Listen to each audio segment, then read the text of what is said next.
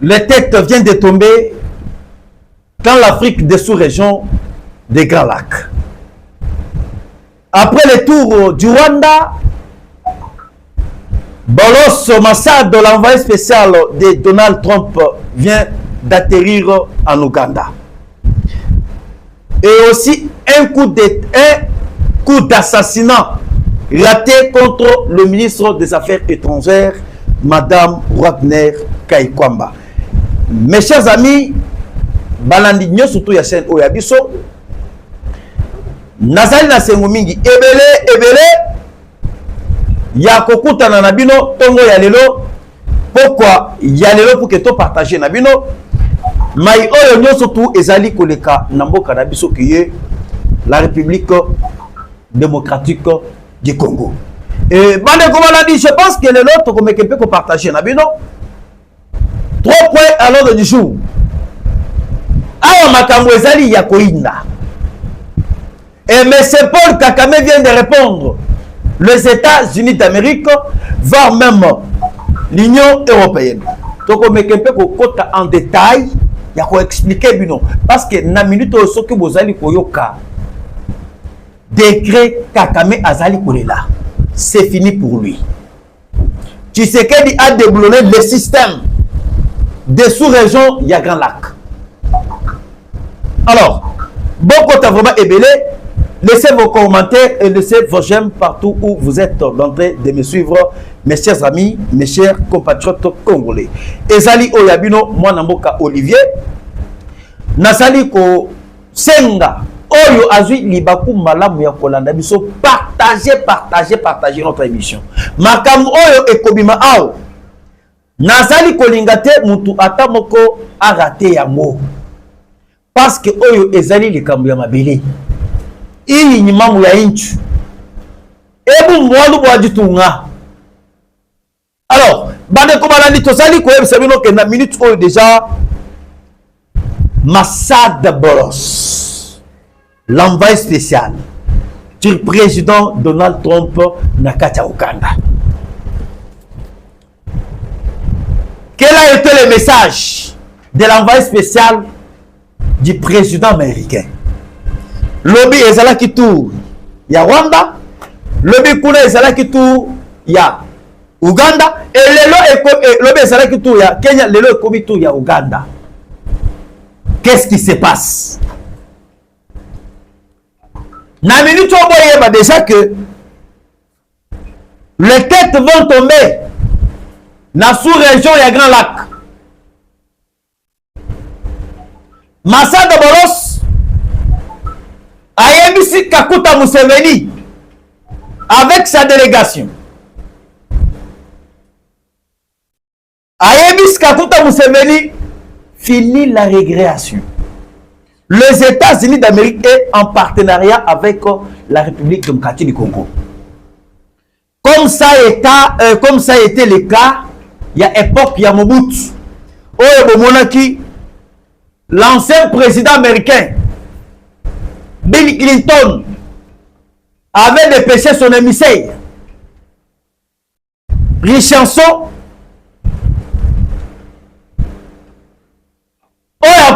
qui portait des messages à l'ancien président Mobutu.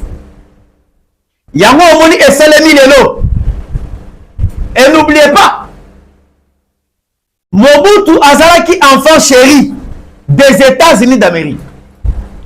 Et lorsque les États-Unis d'Amérique qui ont joué avec Mobutu un grand rôle en Afrique, et lorsque Mobutu a commencé Nasuka, on avait envoyé un émissaire à cette époque-là. Émissaire, il s'appelait au nom de M. Richardson. Richardson, c'est ça qui Mobutu finit avec les États-Unis. Même cas se répète aujourd'hui. Avec William Ruto, avec Paul Kagame, avec Kakuta Museveni. Massad Bolos, c'est un envoyé du président américain. Ayebisi Kakuta Museveni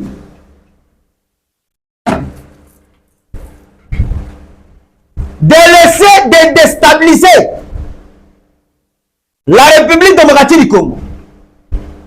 Massada Bolo Sebisi Kakuta Museveni pour être tué parmi la personne qui joue un grand rôle dans la sous-région, il y a Grand Lac, il y a déstabilisation, il y a RDC. Tu dois abandonner et tu dois retirer tes troupes qui appuient les Rwanda matin, midi, soir. Massada Bolo Sebisi Kakuta Museveni, la deuxième des choses.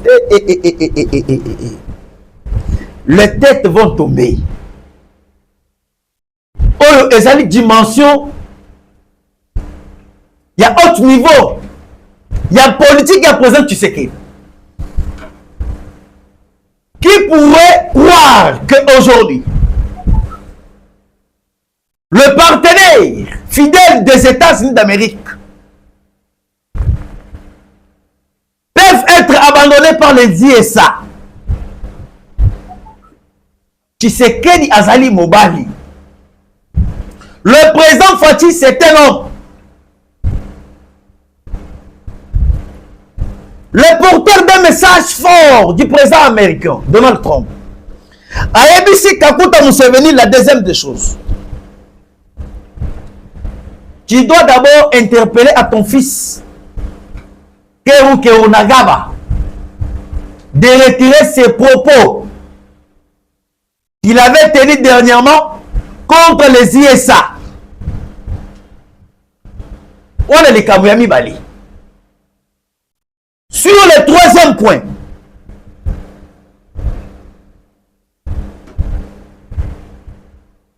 l'envoyé spécial du président américain a demandé à Kakuta Museveni d'organiser les élections en Ouganda. Moi, je n'arrive pas à comprendre. Degré, il y a politique, il y a président Tshisekedi. Tu as vu ça qui est empire, il y a Rwanda et Zali Kokoyi. Et le nom est comme empire, il y a Ouganda. Et ils ont quoi épée Kalamingite. Massada Bolo Sebisi Kakuta Museveni. Tika makambu ya ko déstabiliser parti ya Est. Makambu ya intermédiaire entre les États-Unis na ba médiateur oyo bakom ça la médiation avec la RDC ezate. Minéré ya Congo to banda kozwa ngo par porte. Yango moni Kakame afandi na mboka na ye commence à pleurer. Tu as vu ça qui bino que non? Tshisekedi akola lisa Kakame na makolo na sapato na meto na ye. Et ça l'aide. Et bien, si Museveni, si vous osez de vous entêter de ne plus organiser les élections dans Katia Ouganda, il y aura des conséquences. Namilito, les États-Unis veulent maintenant cherchent maintenant à protéger ses intérêts dans RTC. Lobby Boyoka qui na Katia Rwanda, on a eu à gronder Kakame. Gangeli Kakame et pas ya envoyé spécial ya Trump. Ayebisi ye kwete tika ba discours na ya lukuta. Ya kobanda ko inventer makambo ya keno. Tozali kokota na Congo pona makambo ya ba FDLR. Tozali kokota na Congo pona ko protéger tribu moko songolo pakala ya ba tuti wande. Pas question ya makambo na ya ba ya kozali ko invoquer ya lukuta et tout consort. Il est grand temps de sortir par porte en République démocratique du Congo. Yango boyoki lelo Rwanda sali point de presse. Rwanda a sali point de presse pambate.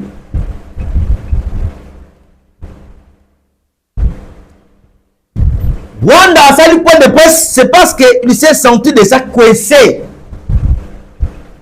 par la diplomatie du président Félix.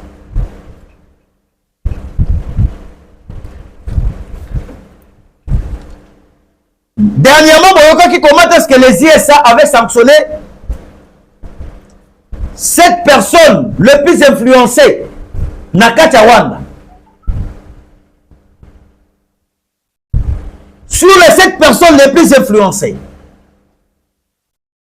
à partir du 20 janvier, le département du Trésor américain avait sanctionné 7 personnes très influencées du régime de Kigali.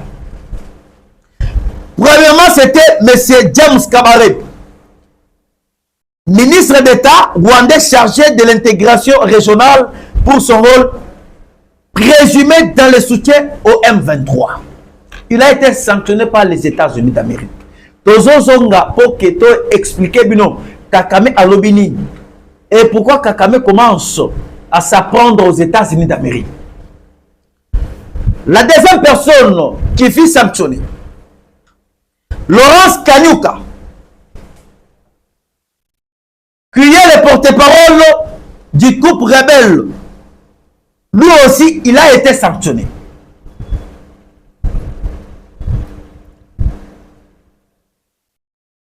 Tosali na M. Ruki Karuzizi, un membre très influent dans la partie Est, il a été sanctionné par les ISA. M. Etienne Kumbito, également sanctionné. Et Pascal Moïse ainsi que ses cadres du M23. Va même Bertrand Bissimo, va même Jean Bahati Moussanka. Bangonyo Souana Bazala qui est sanctionné par les États-Unis d'Amérique. Mais après leur sanction, Kakame commence à s'apprendre aux États-Unis d'Amérique. Parce que lobby a ça qui point de presse naïf. Na point de presse, il y a M. Paul Kakame à Lobini. Selon Kakame, à Lobby,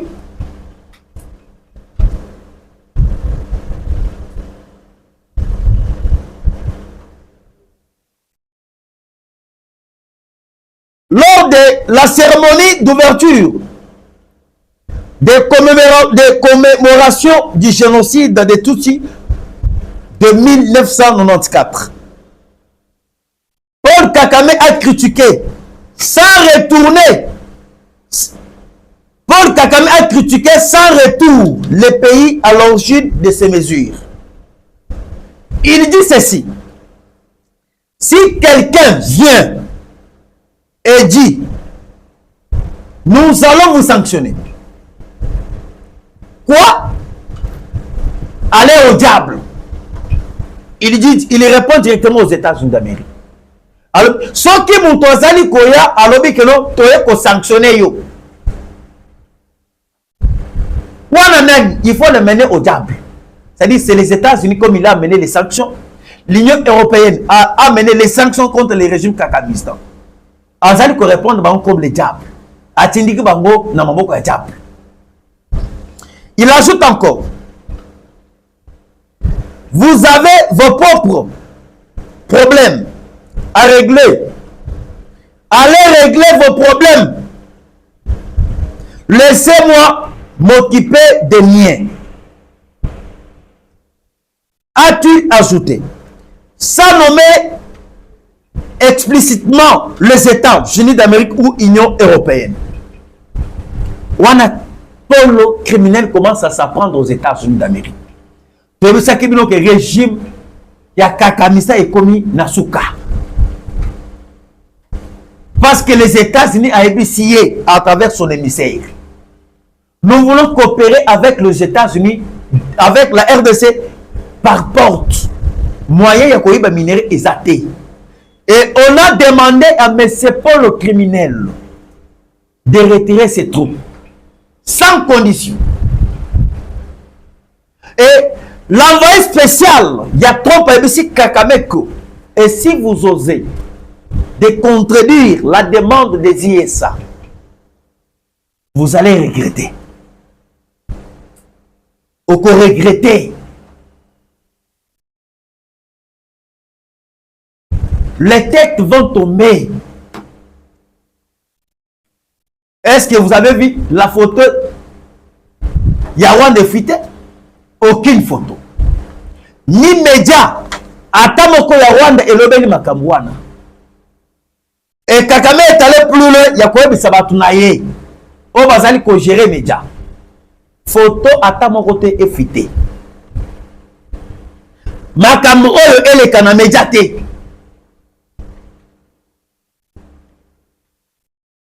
Mais c'est l'île criminel. L'île criminel Kakamistan. Et Tobu. Mes chers amis, tous allez quoi ça non.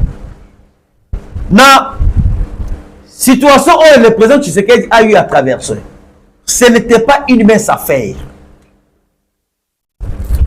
Il y a quelqu'un qui convaincre. Batu oyo bazalaki ba partenaire. Il y a Ouganda. Batu oyo bazalaki ba partenaire. Il y a Rwanda. Batu oyo bazalaki ba partenaire. Il y a Kenya. A convaincre bango. Et bango pe bandimi. Il y a kotika ko accompagner, ko soutenir Kakame. Ce n'est pas une mince affaire. Il faut un lobbyiste. Il faut un homme sage. Il faut un politicien. Est-ce que Bilo Bobé que Mobutu fit un membre de la CIA, des États-Unis? Mobutu était protégé par les États-Unis. Comme Azalaki membre de la CIA, il avait joué un grand rôle. Il a contrôlé l'Afrique tout entière. Même rôle que Mobutu jouait. Et c'est le même rôle oyo baye kopesa oyo tobengi Kakame. Mais lorsque Monique non Kakame a facilité ba ennemi à États-Unis de s'enrichir. Autres allez kobenga la Chine, les États-Unis d'Amérique, la Chine, la Russie et l'Iran. Bon, dans l'époque à Mobutu, est-ce que la Chine était forte? Chine est là qui pays beaucoup sous-développé. Dans l'époque à Mobutu, lorsque les ISA contrôlaient la RDC, la Russie ne devait même pas faire face avec les États-Unis d'Amérique. Comme les États-Unis avaient fabriqué Kakame. Et Kakame a eu occasion il y a des pays à Moyen-Orient. Et plusieurs pays à Moyen-Orient se sont retrouvés. C'est là où les États-Unis ont la colère contre Kabila, contre Kakame. Kabila nyonso oyo bokomo na bango na ces pays. Bananga nyonso oyo bazali kosala makelele bazokende na ces pays. Makambo oyo nazali koloba. Ndeko nanga koche ayebi yango. Makambo oyo nazali koloba ndeko nanga mwanda nsema ayebi yango. Kabila azali na survie te. Boyote ki déjà déclaration ya ba sénateur américain bafanda ki na kati ya chambre na bango balobi ke régime oyo eye na ba corruption ya dimension ya likolo ezali régime ya Kanambe Kazebering à partir de 2008 jusqu'à 2017 bamemi corruption à tous les niveaux. Corruption on est lié par rapport à quoi? Par rapport il y a côté que ba minerai côté que la Chine mabele na biso ba exploiter pendant 50 ans ba ko signer ba contrat o ezala qui parrainé par le Rwanda contrat ya Sikomine o ba financer qui plus ou moins 10 milliards. Kanambe aye kokosa ba Congolais peut-être que ba financer qui otomingi 7 millions et 400 millions. Le reste argent là est inaperçu. Yango to yebisa ke bino ke Kabila azali na espoir à ta mon côté. Kabila bazo kangaye. Makelele bazali kosala nyonso déjà elilingi pamba. Vous avez vu comment est-ce que nanga sali point de presse aujourd'hui? Nanga keko inokire bande ya Kadeko, nanga sali totalement fragilisé, ce qui boteli rumeur. Ya nanga ça doit vous dire quelque chose. Tolebela makam o eteli madame Kaikwamba Wadner. Je pense que je vous ai bien expliqué que makambo o eteli ya sous région Grand Lac baté tes autres tombés. Aouti na kati Rwanda aipsi Kakame ke retirer batunayo. Ce qu'on retire, il y aura la réponse des États-Unis d'Amérique. À Kenya, ABC, William Ruto. Yo, vous allez parmi bateau, bazali ko parrainé. Ozali parmi bato oyo bazali ko protéger ba criminels, bato oyo bazali ko déstabiliser RDC. Ozali parmi bato bazali ko protéger les hommes politiques, des rebelles politiques oyo bazali ko déstabiliser parti ya Congo, libérer bango. William Ruto a pris acte. A aussi que Museveni baebisie, il faut a salisa mapona minamoka na ye. Baebisi Museveni mwana na ye asenga ba excuse vis-à-vis aux États-Unis, vis-à-vis à ba propos na ye a kena ko tenir dernièrement contre l'ambassadeur des États-Unis d'Amérique. Troisièmement, on a demandé à Kakuta Museveni de laisser la RDC et de ne plus déstabiliser la partie est de la RDC. Yango maintenant tozali kokota na deuxième point. Na deuxième point, tozali ko c'est bien que Madame Wagner Kaikoma doit être sauvée. Doit être sauvée parce que depuis le matin, le ministère des Affaires étrangères Salim Salate. Ba porte nyo surtout ya ministère des Affaires étrangères Zalaki ya kokangam. Selon ma source d'information oyo tozali na yango. Il y avait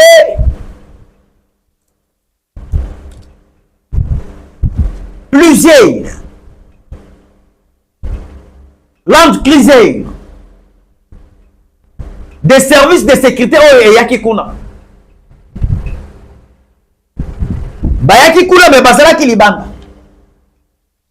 Ba information bimaki déjà. Il y avait un groupe, il y a bandit. Bato oyo bayaki na mission. Bazalaki na 8e niveau. Il y a ministère des Affaires étrangères. Mais bato wana bayaki na mission celle que pour abattre Madame Wagner Kaikwamba, Madame la ministre des Affaires étrangères. Yango biso tozali kosenga dans d'abord et pas le président Tshisekedi, le garant de la nation, de renforcer la sécurité des ministres des Affaires étrangères. Vous voyez que le Rwanda a comme une difficulté par rapport à ce que cette dame aille à agenouer le Rwanda sur le plan diplomatique. Dernièrement représenté à Rwanda, où il y a conseil de sécurité nationale, c'est des représentants à Bango. Kakame Limojaï. Va même ministre des Affaires étrangères. Oh, il y a Bango, Azali qui représenter Rwanda, je pense que si je ne m'abuse pas, Nakatia, il y a Union européenne. Cette dame avait agenoué le Rwanda. Babengana Bango. Et Bango moko mitia na exil, Bango moko Nakatia auto mingi, Belgique, voire même les États-Unis, Bango kozo na moka na Bango. Mais le lot moni, soit disant batumoko baye na 8e niveau, il y a ministère des Affaires étrangères. Soit disant Baïki Koluka, ministre des Affaires étrangères, Basalele Mabé. Et moi, je vais le long de Simi Pena diplomatie. Le président Tshisekedi a permis, le président Tshisekedi a fallu à l'aise, à celle qu'on s'est déplacé pour les sources. C'est parce qu'il est libre, il est à l'aise, c'est parce que le ministre des Affaires étrangères, Madame Wagner Azali, Madame Kaikwamba Azali. On doit renforcer la sécurité de Kaikwamba. Le Rwanda est totalement déshabillé. Si on sur la scène diplomatique, les bango. Les gens qui détruit bango, les Madame Kaikwamba. Azo bete presque 75 langues na monokonaye. Oena Kikongo azali, oena Chiluba azali, oena Lingala azali, oena Kialmana Kiflama azali. Makambo nazali koloba oyo deuxième afaye bien. Nana mona ba spectacle la maswana. Bakena tata mokonza mboka na Allemagne. Bakala na gauche na droite un conseiller présent et bi ki allemand. Moi soit bim pena bo abeti allemand na nani Olfo. Ozali ni chef ya responsable ya Allemagne. Azota la pena moi so zobeta ki allemand qui monokona bangwana comme si que nous y a sali allemand. Madame Wagner, on doit d'abord sécuriser cette dame. Toba telaye. tobatela ye baennemi bazali nga nazali koyebisa bino ke lelo Tshisekedi a déjoué le plan ya balkanisation bato ebele bayebaki makambo oyo nazali koloba te mais celle que deuxième fois yebi yango bayebaki yango te pourquoi parce que soki botali à l'époque chaque représentant oyo ya biso na kati ya conseil de sécurité des Nations Unies il faut azala rwandais il faut que azala choisi par le Rwanda avant que banome ye awa na Congo ministre des Affaires étrangères représentant na biso na kati ya conseil de sécurité des Nations Unies représentant na biso na kati ya Union européenne il faut auta na kati ya Rwanda parmi les 5 représentants parmi les 5 décideurs du monde oyo babanda kozwa ba décision makasi na monde ezala Russie ezala les États-Unis ezala la Chine ezala la France va même l'Angleterre bamboka oyo na utu kotangela bino 5 avant que mutu azala nommé ambassadeur là-bas il faut que les Rwanda décident yango biso toyebisi bino que Kabila va payer pour ça. Kabila et ses acolytes vont payer pour ça. Mais là, avec le président Tshisekedi, on est en train de détruire un système de l'empire Imatut du Rwanda. Pourquoi dans ces pays, Joseph Kabila n'a jamais osé y avoir autant d'agression rwandaise pendant 18 ans? C'est ce qui montre que Azalaki a bisoté. Oyo Azalaki a biso, Oyo Azalaki na makila ya ba Congolais, ndi Azalaki autant d'agression rwandaise. Et je vais vous dire une chose. Kabila Azalaki na mboka oyo. Babomi plus ou moins 15 millions. Et je dis et je répète bien, on a tué 15 millions de Congolais. Naba onyos to baboma wana est-ce que yokata Kabila bimi que non, on a tué les jeunes Congolais ou bien nos mamans congolaises. Ou soit ba papa na biso. Aucune fois.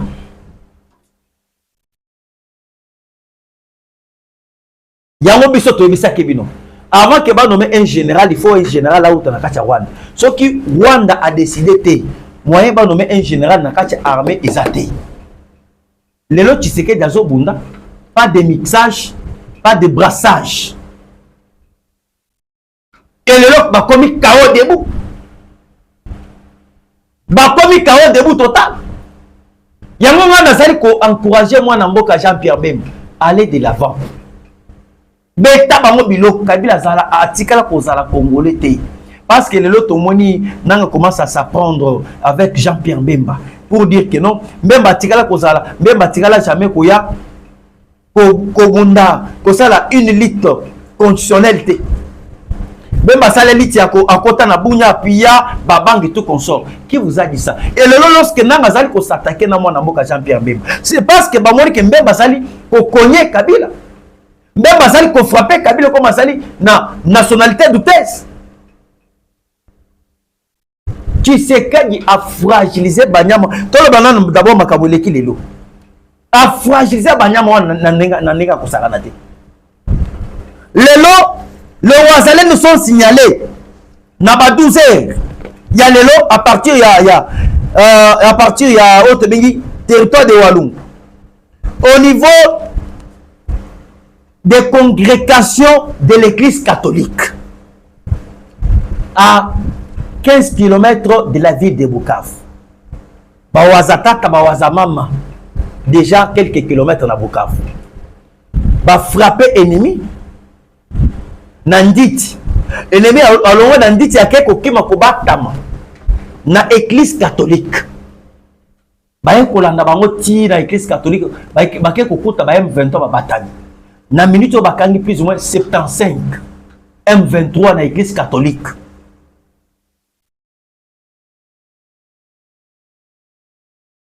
Et Bawazalem va récupérer une ville stratégique.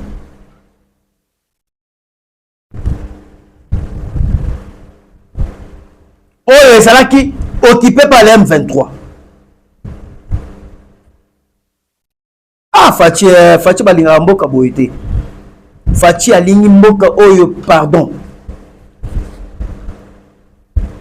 Lelo Fachi alongi bitumba, négociation ezate, mixage ezate, basali ba voiture na bango, ba moni yango lisusu. Le président Félix Tshisekedi, c'est notre frère.